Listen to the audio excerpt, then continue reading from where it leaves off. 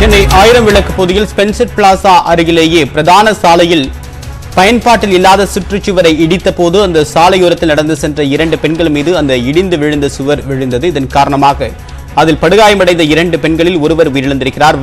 விவரங்களோடு இணைகிறார் சிறப்பு செய்தியாளர் அன்பரசன். விவரம் என்ன?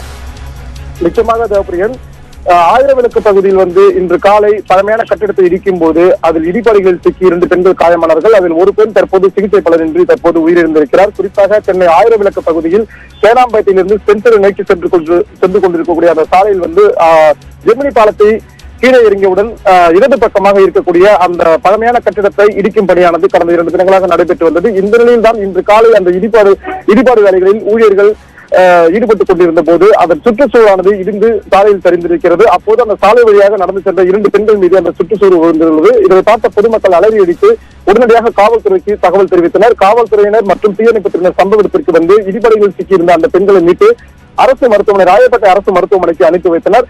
அங்கு சிகிச்சை பெற்று வந்த அந்த 2 பெண்களில் ஒரு பெண்ணானவர் தற்போது உயிரிழந்திருக்கிறார். உயிரிழந்த பெண் போலீசார் விசாரணையில் மதுரையைச் சேர்ந்த பிரியா என்பது தெரிய வந்திருக்கிறது. விரிவான தகவலுக்கு நன்றி அன்பரசன்.